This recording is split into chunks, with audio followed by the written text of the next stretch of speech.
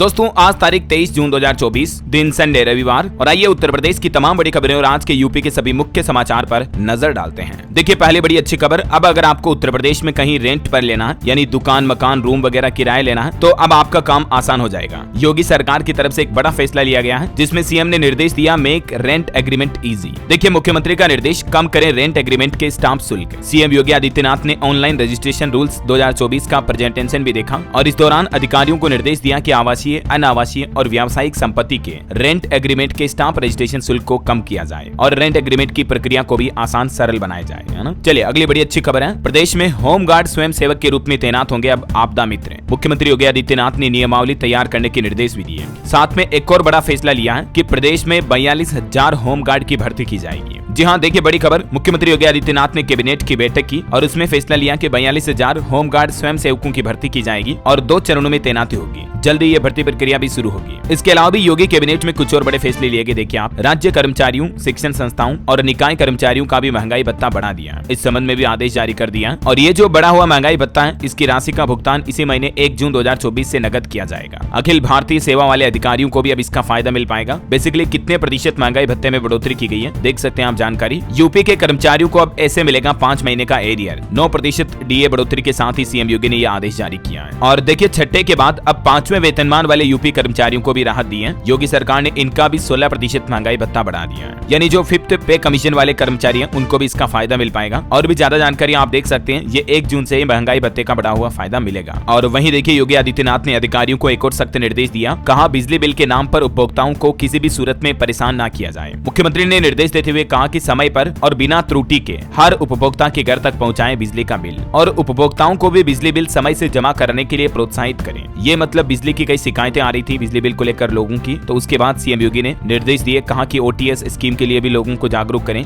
बिजली कटौती की जानकारी भी सोशल मीडिया के जरिए दें, क्योंकि अभी गर्मी में बिजली की मांग भी काफी ज्यादा बढ़ी हुई है। वहीं सीएम का एक और प्लान है, यूपी में जल्द ही 25 लाख पीएम सोलर रूफटॉप भी लगाए जाएंगे। जो प्रधानमंत्री सूर्य घर परियोजना है उसके तहत यूपी में ये सोलर प्लांट लगाए जाएंगे, है ना। अच्छा, इसके अलावा भी सीएम योगी आदित्यनाथ की बैठक से जुड़ी कुछ बड़ी बातें आप स्क्रीन पर देख सकते हैं। चलिए अगली खबर देखिए दोस्तों, कानपुर में 15 मवेशी मरे मिले, खाली प्लांट में डंप किए गए थे, बदबू आने के बाद जानकारी हुई तो बजरंग दल ने इस घटना का हंगामा भी किया। और खबर है नोएडा में देखिए 73 साल की महिला से 1 करोड़ 30 लाख रुपए की ठगी की गई। अफसर बनकर डिजिटली अरेस्ट किया महिला को, कहा कि आपके पार्सल में ड्रग्स हैं और इस तरह से महिला पर बेबुनियाद झूठे आरोप लगाकर उससे ये ठगी की गई। ऐसे जालसाजों से आप भी सावधान रहें दोस्तों। वैसे ये डिजिटल अरेस्ट क्या होता है इसकी जानकारी भी आप देख सकते हैं। चलिए अगली खबर देखिए दोस्तों, प्रदेश की एक रिपोर्ट सामने आ रही बड़ी डराने वाली, महिलाओं पर अत्याचार के मामले में यूपी अभी भी अव्वल है। 8 सालों में 55% शिकायतें सिर्फ उत्तर प्रदेश से मिली। महिला आयोग की ताजा रिपोर्ट में ये बड़ा खुलासा सामने आया है। भले ही सरकार महिलाओं के सम्मान और समानता के लिए कई योजनाएं चला रही है, बराबरी का दर्जा दिया जा रहा है, इसके बावजूद प्रदेश में घर से लेकर बाहर तक महिलाएं प्रताड़ना झेल रही हैं। और चिंता की बात यह है कि महिलाओं के खिलाफ अपराध के मामले में उत्तर प्रदेश अभी भी पहले स्थान पर है। महिलाएं न बाहर न घर के भीतर, दोनों जगह असुरक्षित हैं। राष्ट्रीय महिला आयोग को इस साल अब तक उत्पीड़न से लेकर घरेलू हिंसा तक की तकरीबन 12,600 शिकायतें मिली हैं, जिनमें सबसे ज्यादा उत्तर प्रदेश से दर्ज की गई हैं। ये देख सकते हैं आप पिछले 8 सालों का रिकॉर्ड डेटा, सबसे ज्यादा केस सिर्फ और सिर्फ उत्तर प्रदेश से आए हैं, 2015 से लेकर 2022 तक के ये डेटा भी। हालांकि दोस्तों उत्तर प्रदेश में महिलाओं के खिलाफ अपराध रोकने के लिए योगी सरकार ने कई बड़े कदम भी उठाए हैं, mission Shakti, anti Romeo squad, women and child safety organisation वगैरह वगैरह। उसके बावजूद ये आंकड़े वाकई में चिंताजनक है। हालांकि माताएं बहनें भी ये ध्यान रखें, राष्ट्रीय महिला आयोग के तहत उन्हें क्या क्या अधिकार मिलते हैं। ये 5 पॉइंट्स आप स्क्रीन पर देख सकते हैं। चलिए अगली खबर आ रही, देश के रक्षा मंत्री राजनाथ सिंह लोकसभा चुनाव में जीत के बाद अब पहली बार लखनऊ पहुंचे। यहाँ उन पर फूल बरसाए गए, बोले कि सरकार नहीं देश बनाने की राजनीति होनी चाहिए। और खबर देखिए, लखनऊ में राज्य कर्मचारी संयुक्त परिषद ने बैठक की, 8वां वेतन आयोग गठित करने और डीए को मूल वेतन में जोड़ने की भी मांग की गई। खबर है आगरा में 15 मसालों के नमूने लिए गए, सभी के सभी फेल पाए गए। विभिन्न ब्रांड के मसाले इनमें और अब सभी कंपनियों को खाद्य विभाग की तरफ से नोटिस भी भेजा जाएगा। और देखिए बीएचयू में शुरू होगी 3 नई स्कॉलरशिप। मुंबई के बिजनेसमैन ने बीएड और हाई स्कूल में छात्रवृत्ति का प्रतिदान भी दिया है। और जल्द ही वाराणसी बीएचयू में ये नई स्कॉलरशिप शुरू की जाएगी। मेधावी छात्रों को 25,000 सालाना और अलग अलग तरह की स्कॉलरशिप में 5,000 सालाना भी दिए जाएंगे। चलिए दोस्तों अगली बड़ी खबर देखिए, उत्तर प्रदेश में अब मोबाइल की तरह रिचार्ज करने पर आपको बिजली मिलेगी। सीएम योगी की तरफ से अधिकारियों को ये भी निर्देश दिए गए। दरअसल प्रदेश में जल्द ही स्मार्ट मीटर लगाए जाएंगे। कई जिलों में इसकी शुरुआत हो चुकी है ऑलरेडी। और स्मार्ट मीटर लगने के बाद आपका बिजली बिल आना बंद हो जाएगा, बल्कि पहले रिचार्ज करना पड़ेगा उसके बाद आप बिजली का इस्तेमाल कर पाएंगे, है ना। ये देख सकते हैं सीएम योगी की बैठक से जुड़ी 5 बड़ी बातें। अधिकारियों ने मुख्यमंत्री के साथ ये जानकारियां भी साझा की। चलिए अगली खबर है, यमुना प्राधिकरण क्षेत्र के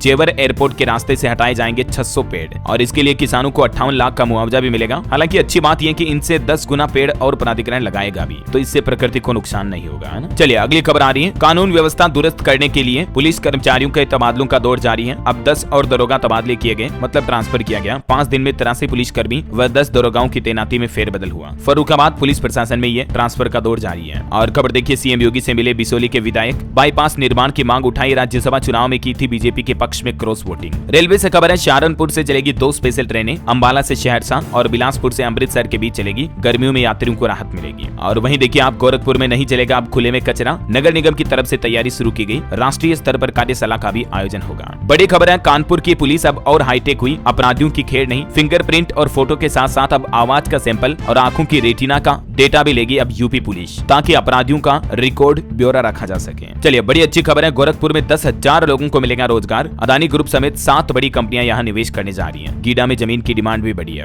और देखिए लखनऊ से होगी 900 सरकारी बसों की live monitoring. Uttar Pradesh roadways का command room centre, control centre बनाया जाएगा, मतलब लखनऊ में। ओवर स्पीड और एक्सीडेंट जैसे केस पर लगाम लगेगी, ताकि रोडवेज बसों में सफर करना अब और ज्यादा सुरक्षित होगा। चलिए इलाहाबाद हाईकोर्ट का एक बड़ा फैसला देखिए, अपराध की गंभीरता किसी नाबालिग को जमानत से इनकार करने का आधार नहीं हो सकती है। एक ऐसे ही केस की सुनवाई करते हुए इलाहाबाद हाईकोर्ट ने यह बड़ा फैसला सुनाया है। और हाईकोर्ट का एक फैसला ये भी देखिए आप, शादी के बाद शारीरिक संबंध न बनाना भी एक क्रूरता है। ये फैसला मध्य प्रदेश हाईकोर्ट ने सुनाया और पति पत्नी के बीच तलाक के फैसले को बरकरार रखा। और वहीं देखिए किसानों के लिए बड़ी अच्छी खुशखबरी, उत्तर प्रदेश में जल्द ही मिलेगी ये फ्री चीज। किसान भाई लोग रजिस्ट्रेशन कराकर इस योजना का लाभ ले सकते हैं। और वो फ्री चीज है दोस्तों, सब्जी के बीज किसानों को जल्द ही ये मुफ्त में उपलब्ध कराए जाएंगे, ताकि किसान भाई लोग सब्जी का बाजार कर सके और अच्छी कमाई कर सके, है ना। चलिए बड़ी खबर आ रही है, शिक्षकों पर लगेगी लगाम, ऑनलाइन हाजिरी के लिए नहीं कर सकेंगे आनाकानी। बात कुछ यूं है दोस्तों की, परिषदीय स्कूलों में अब सभी 12वीं तक के रजिस्टर डिजिटल किए जाएंगे। प्रेरणा पोर्टल पर डिजिटल रजिस्टर्ड मॉड्यूल भी तैयार कर लिया गया है और स्कूलों को इस संबंध में टेबलेट भी जारी कर दिए हैं। मोबाइल सिम, इंटरनेट वगैरह के लिए धनराशि भी भेजी जा चुकी है। मतलब सिंपल फंडा ये है कि अब प्राइमरी स्कूलों में गुरु और चेला दोनों की उपस्थिति में हेरफेर नहीं हो पाएगा। यूपी के प्राइमरी स्कूलों में 12 रजिस्टर जो डिजिटाइजेशन में जोड़े गए हैं, मतलब ऑनलाइन हाजिरी लगेगी। पूरा डेटा डिजिटली अपडेट करना होगा, कौन आज प्रेजेंट है, कौन आज एब्सेंट है। ना सिर्फ स्टूडेंट बल्कि टीचर्स के लिए भी ये सिस्टम शुरू होने जा रहा है प्रदेश में प्राइमरी स्कूलों में। और वहीं देखिए दोस्तों एक दुख भरी खबर, रामलला की प्राण प्रतिष्ठा करने वाले पंडित श्री लक्ष्मीकांत दीक्षित जी का निधन हो गया। वाराणसी में इनका इलाज चल रहा था। मणिकर्णिका घाट पर अंतिम संस्कार भी किया गया। ये देख सकते हैं आप कुछ तस्वीरें। ईश्वर इनकी आत्मा को शांति दे, हमारी यही प्रार्थना है। और वैसे देखिए अयोध्या में 1.25 क्विंटल दूध से हुआ सरयू का अभिषेक। सरयू जयंती पर 6 जगहों पर महा आरती हुई। महंत नृत्य गोपाल दास समेत कई बड़े संत महासंत भी इसमें शामिल हुए। चलिए और एक बड़ी खबर देखिए, वैज्ञानिकों का खुद ये कहना है कि कृष्ण भगवान दुनिया के पहले फिजियोथेरेपिस्ट थे। BHU यानी कि बनारस हिंदू यूनिवर्सिटी में फिजियोथेरेपी कॉन्फ्रेंस में एक्सपर्ट खुद ये बोले कि द्वापर युग में अपने भक्त कुब्जा को मैनुअल थेरेपी दी थी भगवान श्री कृष्णा ने। मतलब देखिए आज अब साइंस भी मानने लगा इन चीजों को। चलिए अगली खबर है, बनारस में बनेंगे 3 हाइड्रोजन प्लांट। प्रतिदिन 1500 किलोवाट हाइड्रोजन फ्यूल का उत्पादन होगा। और भी देख सकते हैं आप इस बारे में ज्यादा जानकारी। और ये देश का पहला हाइड्रोजन फ्यूल सेल वेसल 28 जून तक पहुंचेगा। 6 माह तक कोचीन शिपयार्ड इसका संचालन करेगा, है ना। और चलिए दोस्तों आज के मौसम समाचार पर नजर डाल लेते हैं अब अपन उत्तर प्रदेश में। देखिए गर्मी का काम तमाम करेगी बारिश। अगले 5 दिन झमाझम बरसेंगे बादल। आखिरकार उत्तर प्रदेश का मौसम अब बदलने लगा है। पूरे प्रदेश से लू का प्रकोप खत्म हुआ। आज यूपी के किन किन जिलों में मानसून आ सकता है और बारिश की संभावना है, तो देखते हैं पूरा मौसम समाचार विस्तार से। लेकिन दोस्तों खबरों में आगे बढ़े इससे पहले आपसे एक छोटी सी गुजारिश ये है कि अगर आपने डेली यूपी न्यूज चैनल को अभी तक भी सब्सक्राइब नहीं किया ना, तो इसे सब्सक्राइब करके बेल आइकन दबा दीजिए और इस वीडियो पर एक छोटा सा प्यार भरा लाइक भी कर दीजिएगा, ताकि आपको अपने राज्य उत्तर प्रदेश की तमाम बड़ी खबरें और यूपी के डेली मुख्य समाचार तुरंत आपके मोबाइल पर मिलते रहेंगे, है ना। और चलिए दोस्तों टाइम वेस्ट बिल्कुल भी नहीं करेंगे, सीधा आगे बढ़ते हैं मौसम समाचार में। और फिर कुछ और महत्वपूर्ण काम की खबरें आपको बताऊंगा, तो वीडियो को ध्यान से पूरा जरूर देखते रहिएगा। देखिए आज यूपी के 12 शहरों में जोरदार बारिश की चेतावनी है। बदायूं में पोल गिरने से एक युवक की जान भी चली गई। प्रयागराज में आंधी आई। 2-3 दिन में उत्तर प्रदेश में पूरा मानसून छा जाएगा, तो इससे लोगों को थोड़ी गर्मी से भी राहत मिलेगी। क्योंकि देखिए आप फिलहाल तो गर्मी इतनी पड़ रही थी कि लखनऊ में 4 दिन में ही 210 लोगों की जान चली गई। हालात ये कि शमशान घाट पर अंतिम संस्कार तक के लिए वेटिंग लगी हुई है। गर्मी की वजह से इतनी ज्यादा जाने जा रही है। मतलब गाजीपुर में देखिए गर्मी का कहर जारी। 40 डिग्री के पार पहुंचा फिर से पारा। मौसम वैज्ञानिक बोले कि अगले कुछ दिनों बाद बारिश की उम्मीद है। हालांकि कानपुर में आज बारिश हो सकती है। बादलों की आवाजाही से कड़ी धूप से लोगों को थोड़ी राहत मिली। 25 जून के बाद तो तेज बारिश का अलर्ट है ही। गोरखपुर में भी 24 जून को मानसून आ जाएगा। हीट वेव और वार्म नाइट से लोगों को राहत मिलेगी। झांसी में आज फिर से बारिश का अलर्ट है। 3 दिन बारिश होने से अधिकतम तापमान 38.5 डिग्री सेल्सियस तक पहुंचा। ओके और चलिए मौसम के बाद आगे बढ़ते हैं खबरों में। देखिए आप एनसीआर के जैसे ही एचसीआर का मॉडल तैयार करने के लिए एग्जीक्यूटिव ग्रुप का गठन किया गया। लखनऊ से सटे ये जिले इसमें शामिल होंगे और इस SCR में देख सकते हैं आप लखनऊ, हरदोई, सीतापुर, उन्नाव, रायबरेली व बाराबंकी जिलों को शामिल किया गया है। चलिए खबर है, बाघों और हाथियों का संरक्षण किया जाएगा। योगी सरकार ने स्पेशल प्रोजेक्ट के लिए लगभग 5.5 करोड़ रुपए का बजट भी जारी कर दिया प्रदेश में वन्य जीव संरक्षण के लिए। और खबर देखिए आप, उत्तर प्रदेश में शीघ्र शुरू होगी ई-रजिस्ट्रेशन की सुविधा। सीएम योगी ने जारी किया आवश्यक दिशा निर्देश भी। सरकारी आवास पर स्टाम्प एवं रजिस्ट्रेशन विभाग के ऑनलाइन रजिस्ट्रेशन रूल्स भी जारी कर दिए हैं यूपी में। और देख सकते हैं आप किन किन चीजों के लिए ई-रजिस्ट्रेशन शुरू होने जा रहा है। और वहीं खबर देखिए दोस्तों, जेपी नड्डा से मिले भूपेंद्र चौधरी। 35 मिनट की मीटिंग में अयोध्या, वाराणसी पर सवाल उठाए। अब कई बड़े फैसले भी लिए जाएंगे। और सरकारी नौकरी पर एक और अच्छा अपडेट आ रहा है। यूपी में जूनियर इंजीनियर भर्ती के लिए पदों की संख्या बढ़ चुकी है। अब 4376 वैकेंसी होगी। एज लिमिट 40 साल, फीस मात्र 25 रुपए और लास्ट डेट इसकी 28 जून है। तब तक अगर आप भी इंटरेस्टेड है तो अप्लाई कर सकते हैं। वहीं देखिए बड़ी खबर, भारत नेपाल सीमा पर तार बाड़ लगाने का विरोध करेगी नेपाली कांग्रेस। महाराजगंज में बोले पूर्व नेपाली पीएम देउबा। खबर है, महाकुंभ 2025 को भव्य और दिव्य रूप देने की तैयारी में है योगी सरकार। भक्तों के लिए 75 ढाबू, रेस्टोरेंट और होटलों का भी कायाकल्प यानी कि डेवलपमेंट किया जाएगा। प्रयागराज संगम नगरी में जो महाकुंभ 2025 आयोजित होना है ना, उसके लिए ये प्लान चल रहा है पहले से ही। और खबर देखिए आप, औरंगजेब के परिवार से मिले सपा सांसद। कहा योगी सरकार 1 करोड़ रुपए का मुआवजा और सरकारी नौकरी भी दे। अलीगढ़ में ये मुलाकात की उन्होंने। और देखिए आप, आवास विकास की जमीन 10% तक महंगी हुई। नए रेट जारी हो चुके हैं। वृंदावन और अवध विहार योजना में महंगा हुआ आशियाना बनाना अब, क्योंकि फ्लैट जमीनों वगैरह की कीमतों में लगभग 10% की बढ़ोतरी हो चुकी है। और इससे लखनऊ, वृंदावन, अवध विहार योजना में घर खरीदना महंगा पड़ेगा। और बड़ी खबर देखिए, यूपी सरकार के मंत्री राजभर ने एक बड़ा एक्शन लिया। पार्टी की प्रदेश से लेकर ब्लॉक तक की सभी इकाइयों को भंग कर दिया है। सुहेल देव भारतीय समाज पार्टी की है। सभी जिलों और इकाइयों को भंग किया गया, देख सकते हैं आप डिटेल। और वहीं देखिए बहेड़ी में बोले जितिन प्रसाद, अब बहाने नहीं, विकास की गंगा बहेगी। केसर रेलवे क्रॉसिंग पर भी ओवरब्रिज बनाया जाएगा। ये पीलीभीत के सांसद और केंद्रीय राज्य मंत्री हैं, उनकी तरफ से बड़ी घोषणा की गई है। और देखिए धोखाधड़ी की धारा अब 420 नहीं होगी और हत्या की भी धारा बदल चुकी है, क्योंकि आपको पता होगा न्यू क्रिमिनल लॉ लागू होने जा रहे हैं हमारे देश में 1 जुलाई से ही। सरकार नए आपराधिक कानून लागू करेगी, तो उसके बाद कई तरह की धाराएं जो अंग्रेजों के जमानों से चलती आ रही है वो बदल जाएगी। 1 जुलाई से ये बदलाव लागू होंगे। डिटेल और आप देख सकते हैं स्क्रीन पर, है ना। चलिए खबर आ रही, गीडा में 7 बड़ी निवेश परियोजनाओं के आने की संभावना है। 3725 करोड़ रुपए के निवेश से 10,000 लोगों को रोजगार मिलेगा। मैंने आपको शुरुआत में बताया था ना, अडानी, अंबुजा ग्रुप और भी कई सारे ग्रुप जो इन्वेस्टमेंट करने जा रहे हैं गोरखपुर में। चलिए खबर है, 10वीं 12वीं के मेधावियों पर होगी धन वर्षा। प्रत्येक को मिलेंगे 1-1 लाख नकद। सरकार ने मंजूर की 12 करोड़ से ज्यादा की धनराशि भी। प्रदेश में मेरठ समेत प्रदेश के सभी 75 जिलों में अब स्कॉलरशिप छात्रवृत्ति को लेकर यूपी सरकार की तरफ से ये शानदार फैसला लिया गया। प्रत्येक मेधावी स्टूडेंट के लिए 1-1 लाख की धनराशि जारी कर दी गई है। और मेरठ में 17 मेधावियों को सम्मानित भी किया जाएगा। मेरठ से राज्य स्तर पर सम्मानित हो गए,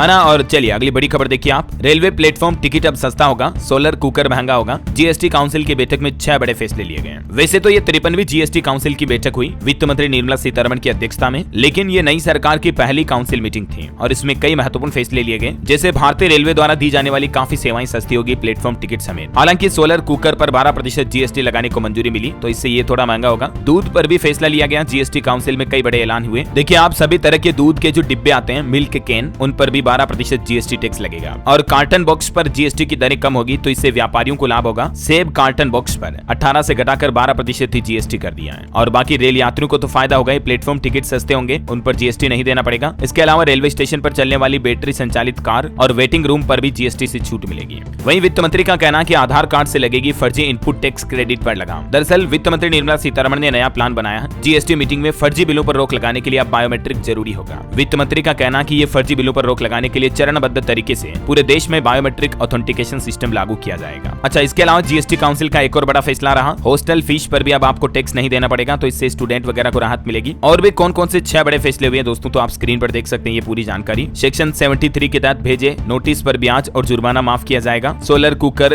दूध के कैन, कार्टन बॉक्स वगैरह पर मैंने आपको बता दिया। फेक इनवॉइस के लिए बायोमेट्रिक ऑथेंटिकेशन। अच्छा, इसके अलावा देखिए पेट्रोल डीजल को भी जीएसटी के दायरे में लाने का इरादा है, ये भी कहना है वित्त मंत्री निर्मला सीतारमण का। हालांकि अभी इस जीएसटी काउंसिल की बैठक में तो पेट्रोल डीजल पर कोई फैसला नहीं हुआ, लेकिन उम्मीद है कि अगली बैठक या बजट वगैरह में सरकार इन पर फैसला ले सकती है। और बाकी इसके अलावा भी जीएसटी के छूट के दायरे में क्या क्या चीजें शामिल हुई, देख सकते हैं आप ये लिस्ट, और किन चीजों पर कितनी जीएसटी तय की गई, इसकी भी स्क्रीन पर जानकारी आप देख लीजिएगा। और वैसे दोस्तों बजट आने वाला, इस पर भी वित्त मंत्री निर्मला सीतारमण ने राज्यों के साथ बजट पर चर्चा की, सुझाव भी मांगे। आपको बता दूं अगले महीने जुलाई के तीसरे सप्ताह में नई मोदी सरकार अपना पहला बजट पेश करेगी। चलिए अगली खबर देखिए, भारत में लागू हुआ नया दूरसंचार अधिनियम। 26 जून से कई सारे बड़े बदलाव लागू हो जाएंगे। टेलीकम्युनिकेशन एक्ट जो लागू करने जा रही सरकार, इसके चलते कई धाराएं भी प्रभावित होगी, देख सकते हैं आप जानकारी। और भी क्या क्या बदलाव होंगे वही देखिए खबर आ रही कि पीएम किसान सम्मान निधि योजना को भी सरकार बढ़ा सकती है, सालाना 8,000 रुपए की किस्त मिल सकती है। न्यूनतम रोजगार गारंटी योजना लाने और मजदूरी बढ़ाने की भी उम्मीद है। बजट में सरकार ये बड़े फैसले ले सकती है, एक्सपर्ट का ये अनुमान है। और देखिए भारतीय सेना के पास जल्द होगी अगली पीढ़ी की वायरलेस तकनीक। कई कंपनियों के बीच एमओयू यानी कि साझेदारी भी की है इंडियन आर्मी ने। इंडियन नेवी से भी एक अच्छी खबर आ रही, समुद्री सीमा को और सुरक्षित बनाने की पहल। डीआरडीओ से 4 तापस ड्रोन खरीदेगी भारतीय सेना। और वहीं अंतर्राष्ट्रीय न्यूज से एक बड़ी खबर देखिए दोस्तों, तजाकिस्तान में हिजाब ईदीब दोनों पर बैन लग चुका है। कानून न मानने पर 5 लाख का जुर्माना भी लगेगा। वहाँ के राष्ट्रपति बोले कि ये असभ्यता का सबूत है। मतलब देखिए मुस्लिम बहुल देश है तजाकिस्तान, यहाँ पर हिजाब इस्तेमाल पर रोक लगा दी है सरकार ने।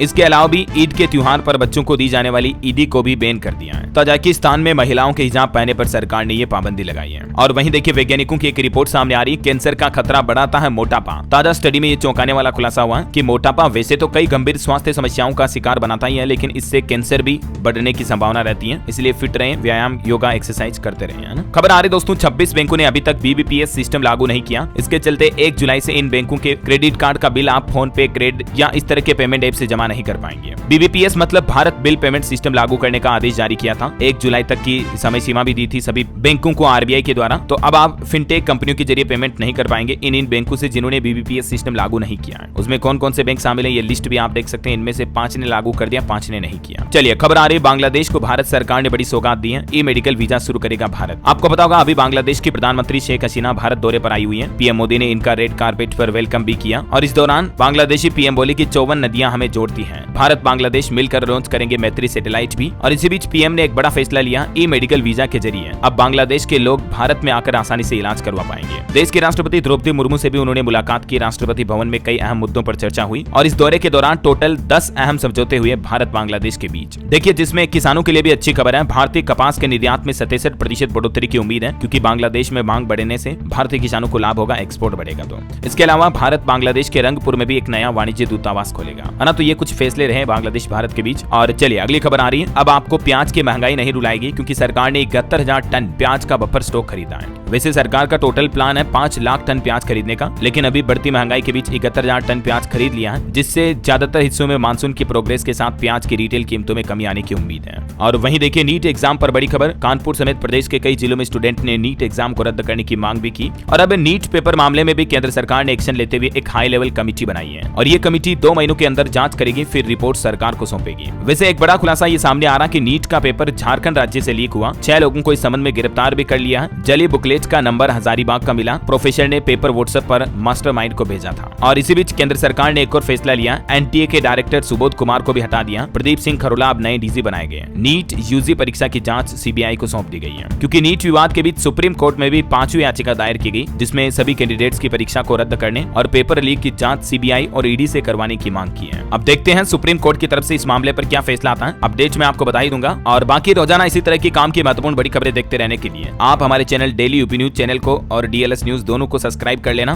बेल आइकन भी जरूर दबा देना। इस वीडियो को लाइक और शेयर कर दीजिएगा। और कमेंट में बताइए दोस्तों कि आप उत्तर प्रदेश में कौन से जिले में रहते हैं, ताकि मैं आपके जिले के समाचार भी आपके मोबाइल तक डेली के डेली पहुंचा दूंगा। ओके, ख्याल रखिएगा अपने आप का, अपने परिवार का। मिलेंगे अगले नेक्स्ट अपडेट में, तब तक के लिए जय हिंद, जय भारत, वंदे मातरम।